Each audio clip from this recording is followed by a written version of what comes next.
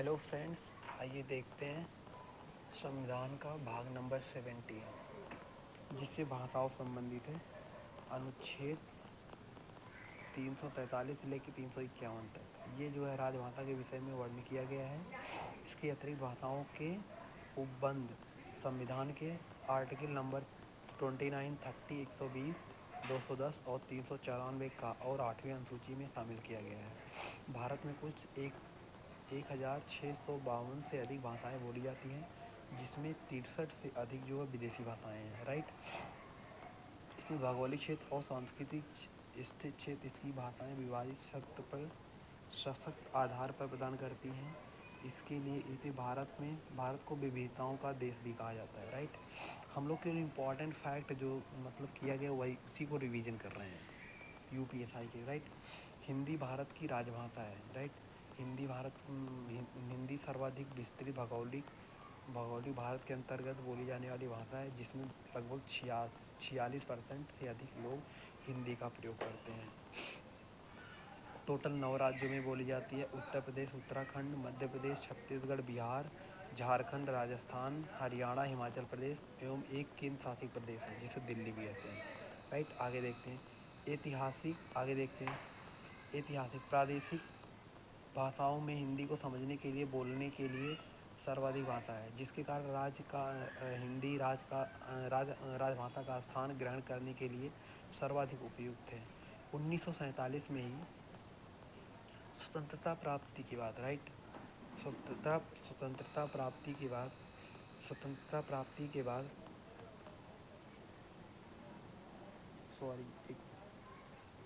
प्राप्ति भारत में सर्वाधिक लोकप्रिय विस्तृत बोली जाने वाली और समझी जाने वाली हिंदी भाषा का प्रयोग किया जाने वाला स्थान है। राइट। हिंदी भारत की राजभाषा कहते हैं। संविधान में राजभाषा का प्रश्न 11 से 14 सितंबर 1949 तक दौरान भारत को राजभाषा नियमित समिति के द्वारा हिंदी का अपना निर्णय दिया गया। मुंशी आयंगर फार्मूले 14 सितंबर 1949 में हिंदी को राजभाषा का संवैधानिक दर्जा दिया गया, संघ की राजभाषा का स्वीकार किया गया। इसी कारण 14 सितंबर 1949 को हिंदी दिवस के रूप में मनाया जाता है। यह भाग 17 राइट यह भाग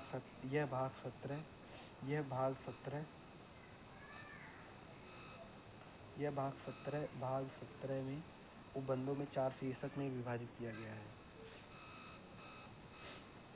राजभाषा भाग 17 अनुच्छेद 347 से लेकर 351 तक। संघ की राजभाषा 343 से लेकर 344 तक। राज्य एवं प्रादेशिक भाषाओं में अनुच्छेद 345 से लेकर 347 तक। उच्चतम न्यायालय एवं न्यायालयों की राजभाषा 348 से लेकर 349 तक। भाषाएं संबंधी विशेष अनुच्छेद 350 से लेकर 351 तक। राइट। आइए आगे देखते हैं राजभाषा का संबंध। 343 आर्टिकल 343(1) में हिंदी को राजभाषा का दर्जा दिया गया, देवनागरी के रूप जिसकी लिपि के रूप में स्वीकार किया गया, परंतु शासकीय राज्यों में आधिकारिक रूप से इसका प्रयोग संख्याओं अंतर्राष्ट्रीय ना कि देवनागरी का। राइट।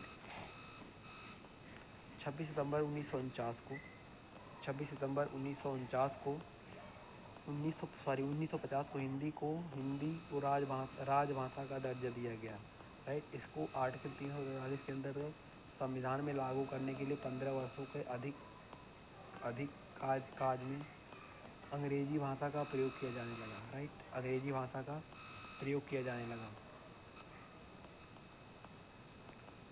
भाषा का प्रयोग किया इसी प्रावधान में राजभाषा अधिनियम, ये जो है यूपीएसआई में पूछा गया क्वेश्चन है, ये भी पूछा हुआ क्वेश्चन है और ये भी पूछा हुआ क्वेश्चन है। ये 1963 में पारित किया गया। राइट। हिंदी तो संघ की राजभाषा ही रहेगी, परंतु अंग्रेजी भाषा का संघ के सभी कार्यों में अंग्रेजी को प्रमुख रूप से मतलब लॉग इन किया गया, एक तरह से जो है लागू किया गया। राजभाषा संशोधन अधिनियम 1967 में इस व्यवस्था को कुछ मामले में हिंदी के साथ अंग्रेजी का प्रयोग किया जाने लगा। राइट। हिंदी के साथ अंग्रेजी का भी प्रयोग किया जाने लगा इसके शासकीय राज्यों में। आगे देखते हैं केवल इम्पॉर्टेंट जो जो है ब्लैक किया गया वही पढ़ने हैं। उसके अगला अनुच्छेद है 345 के प्रत्येक विधानमंडल में जो है राजभाषा का प्रयोग किया जाएगा, राइट। ये क्वेश्चन है।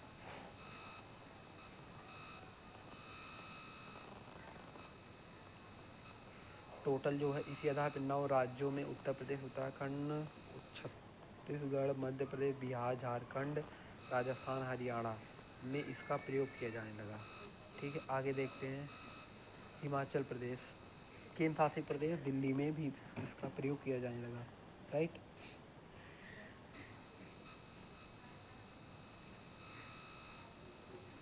महाराष्ट्र, गुजरात, पंजाब, चंडीगढ़, अंडमान निकोबार द्वीप समूह में सरकारों ने हिंदी को द्वितीय राजभाषा का रूप में मान्यता दी। देखो ये इम्पोर्टेंट टॉपिक है, इम्पोर्टेंट जो है हम अंडरलाइन कर दे रहे हैं यहाँ से। ये जो है, हाँ, ये यूपी में पूछा हुआ है। मेघालय, मिजोरम, अरुणाचल प्रदेश, नागालैंड में अंग्रेजी राजभाषा है। जो भाषा का चुनाव का निर्णय जो 8वीं अनुसूची तक ही सीमित नहीं किया गया, ये वाला क्वेश्चन, राइट। आगे देखते हैं। 346 में राजकीय कार्यों में भाषा का ही जो प्रयोग किया गया, एक दूसरे राज्य के बीच व्यवहार में इस भाषा का प्रयोग किया गया है, राइट, आर्टिकल इसमें। ठीक है, आगे देखते हैं। सभी राज्यों के 337 आर्टिकल 347 में जो है सरकार, क्या नाम है, राष्ट्रपति इस बात पे पूरी आश्वस्त हो कि किसी भी जनसंख्या का पर्याप्त भाग में बोली जाने वाली भाषा के रूप में मान्यता चाहती है, इससे निर्देश दे सकता है। कि जैसे क्या हुआ, अगर यूपी में जो है अवधी भाषा मतलब पूरी एरिया में बोली जा रही, तो अगर यहाँ के पब्लिक जो चाहे तो मतलब पूरी तरह यूपी में लागू करा सकती है। ये जो है ये राष्ट्रपति के ऊपर डिपेंड करता है कि कौन सी भाषा कहाँ पे वहाँ की जनता के अनुसार उसको लागू कर सकता है। ये आर्टिकल 347 में किया गया यहाँ पे है। ठीक है, आगे देखते हैं। संघों के राजभाषा के रूप में ये आर्टिकल इसमें हिंदी का अनुवाद किया गया। ये देखो उच्चतम न्यायालय के लिए आर्टिकल कितना है, 48 है, ये दिया हुआ है। और राजभाषा अधिनियम ये इम्पोर्टेंट है पूरा यहाँ तक। 1963 में किया गया, ये उच्च न्यायालयों के रूप में हिंदी की व्यवस्था तो नहीं की गई है, मगर हिंदी के रूप में नहीं प्रयोग की जाएगी कोई व्यवस्था, लेकिन अंग्रेजी की व्यवस्था पूरी तरह की गई है। इसके लिए याचिकाओं को सुनवाई जो कि अंग्रेजी भाषा में होगी। राज्यपाल के द्वारा राष्ट्रपति की ये वाला टॉपिक, राष्ट्रपति के द्वारा अनुमति दिया जाएगा उच्च न्यायालयों की हिंदी के रूप में प्रचलित हो सकती है, लेकिन उच्च न्यायालयों के जो आदेश हैं डिग्री और जो अंग्रेजी भाषा में पूरी तरह किया जाएगा यहाँ पे। ठीक है, आगे देखते हैं।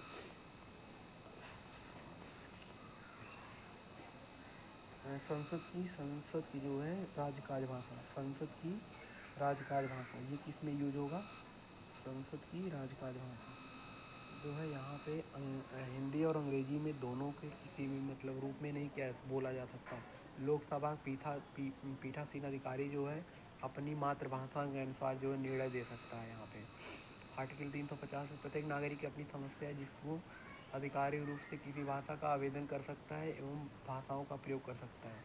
ये 7वां संविधान 1956 में, 7वां संविधान संशोधन 1956 में ही 350 के अंतर्गत ये जो है भाषाओं के अनुसार इसमें प्रयोग किया गया, राइट।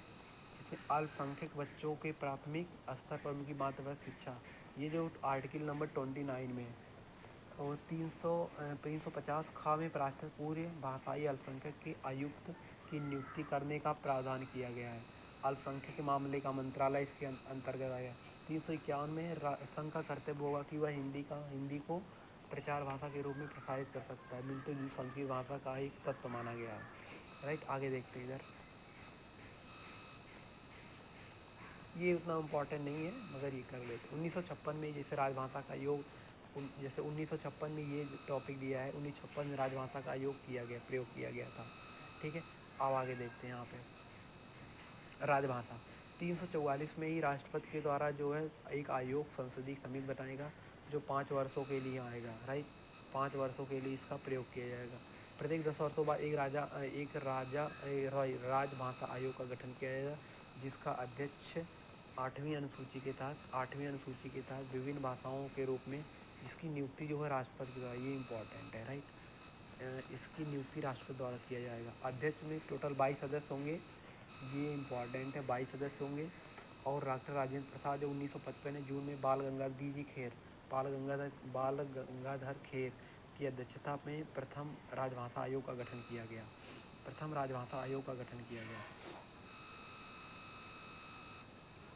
संसदीय समितियाँ, ये जो संसदीय समितियाँ हैं 344 फॉर्म में राजभाषा संयुक्त संसदीय, जिसमें संसदीय समिति 30 सदस्य होंगे, 20 राज्यसभा और 10 राज्यसभा, 20 लोकसभा, 10 राज्यसभा।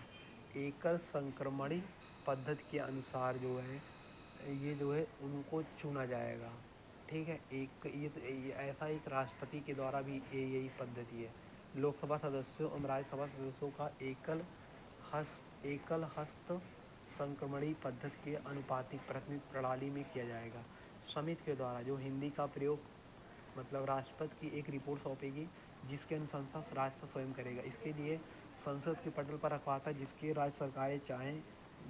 सभी राज्य सरकारें चाहे तो उसकी रिपोर्ट राष्ट्रपति को भेज सकती है, जिसके द्वारा 1957 में पंडित गोविंद वल्लभ पंत प्रथम राजभाषा के जो है संयुक्त समिति के अध्यक्ष बने थे, राइट। आगे देखते हैं।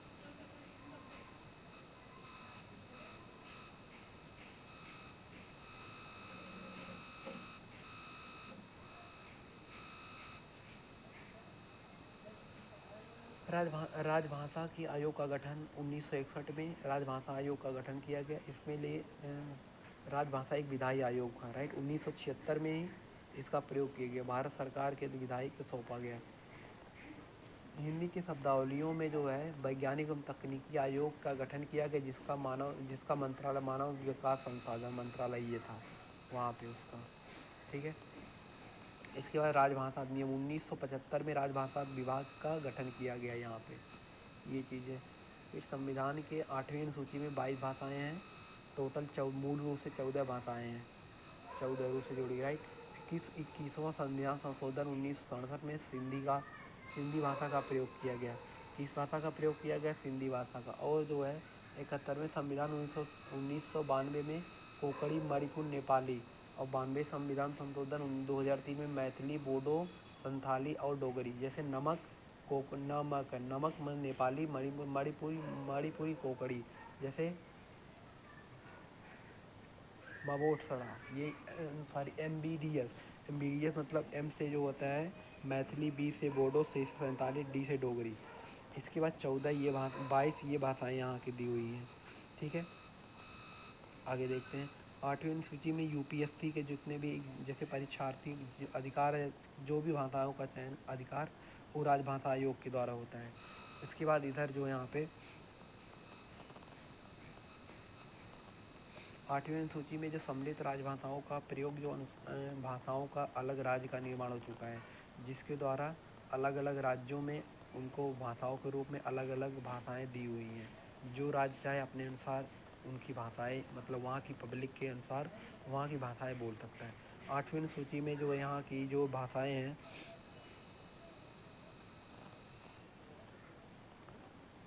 8वीं सूची में शामिल सांस्कृतिक पहचान बनाए रखने के लिए इनका राजनीतिक महत्व भी दिया गया, राइट। इसके बाद देखिए आगे शास्त्रीय भाषाएं, ये तो करंट में अभी न्यूज़ चल रही है।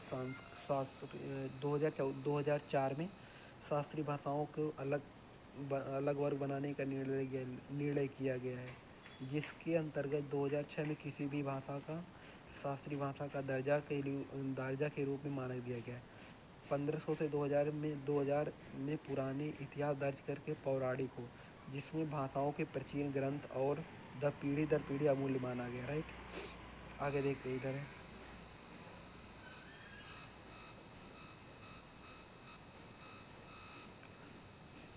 टोटल जो है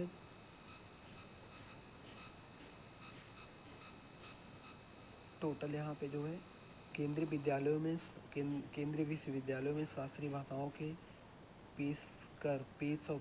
पेशेवर पीठ की स्थापना की जा सकती है। जैसे तमिल 2004 में, संस्कृत 2005 में, तेलुगु 2008 में, कन्नड़ 2008 में, मलयालम 2013 में, उड़िया 2014 में। और जो है अभी एक इम्पॉर्टेंट यहाँ टॉपिक क्वेश्चन यहाँ पे है, अभी हाल ही में नरेंद्र मोदी गवर्नमेंट ने 6 भाषाओं को और जो है इसमें शामिल किया गया है। महत्वपूर्ण जो है इसमें महत्वपूर्ण तथ्यों को जो है, गुजरात में महान कवि श्री नमर्द 1833 से लेकर 86 में सर्वप्रथम हिंदी को राष्ट्रभाषा के रूप में बनाए विचार प्रस्तुत किया था। 1918 में बाल गंगाधर तिलक ने हिंदी को राजभाषा के रूप में होने की घोषणा की थी। संविधान द्वारा अंगीकृत हिंदी में ना होकर के केवल अंग्रेजी भाषा में था, लेकिन भाषाओं के आधार पर गठित होने वाला पहला राज्य जो आंध्र प्रदेश, उसके बाद जम्मू कश्मीर राज्य उर्दू को प्रथम राजभाषा के रूप में सम्मिलित किया गया। उत्तराखंड जो है, उत्तराखंड की पहली जो है राजभाषा हिंदी है, दूसरी जो है उर्दू है। मेघालय, मिजोरम, नागालैंड और की राजभाषा जो अंग्रेजी है, लेकिन यहाँ की संविधान 8वीं अनुसूची में इसको अंग्रेजी को शामिल नहीं किया गया है। ये क्वेश्चन जो है यूपी पुलिस 2024 में पूछा गया है। 31 के फर्स्ट शिफ्ट में 92 संविधान संशोधन 2011 96 संविधान संशोधन 2011 में उड़िया भाषा का नाम बदलकर ओडिया कर दिया गया।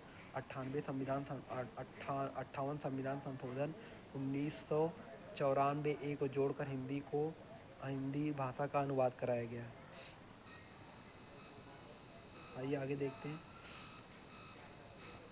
महत्वपूर्ण अनुच्छेद, ये देखिए 343 में आगे हम लोगों ने इसको पढ़ा है। 343 संघ की राजभाषा है। 344 में राजभाषा का संसदीय आयोग समिति है। 345 में राज्य की राजभाषा एवं भाषा है। 346 में एक राज्य से दूसरे भाषाओं के बीच संवाद है। 47 में जो है राज्य की जो है जनसंख्या के समूह बोली जाने वाली भाषाओं का प्रयोग किया गया। उसके बाद सर्वोच्च न्यायालय की भाषाएं कौन सी है? 348 में सर्वोच्च न्यायालय उच्च न्यायालय के साथ अधिनियम विधेयक के द्वारा प्रयोग की जाने वाली भाषा। 49 में जो है भाषाओं संबंधित नियम की विशेष भाषाएं जो निर्देश दिया गया है। 350 में शिकायतकरण निवारण के लिए भाषा। 350 में प्राथमिक मातृभाषा का शिक्षण सुविधा दिया गया है। 350 में भाषाई अल्पसंख्यक के रूप में विशेष पदाधिकारी है। 351 में हिंदी भाषा का विनिर्देश दिया गया है। भाषा संस्थान, इसके बाद जो है यहाँ पे दिया गया है भारतीय भाषा संस्थान। भारतीय भाषा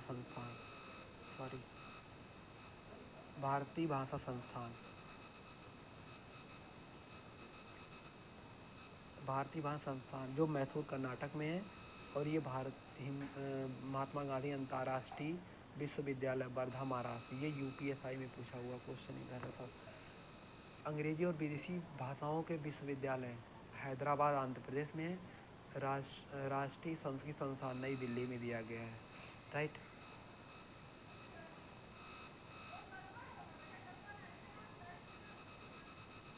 आइए देखते इधर, श्री लाल बहादुर शास्त्री राष्ट्रीय संस्कृत विद्यापीठ नई दिल्ली में दिया हुआ ये वाला क्वेश्चन यूपीएसआई में। यहाँ जितने ये पूरा ये इधर ये वाला सब यूपीएसआई में पूछा हुआ है। राष्ट्रीय संस्कृत विद्यापीठ तिरुपति में है। मौलाना अबुल कलाम राष्ट्रीय उर्दू विश्वविद्यालय हैदराबाद में है। शास्त्रीय तमिल केंद्रीय संस्थान चेन्नई में है। चलिए ठीक है, ओके, थैंक यू।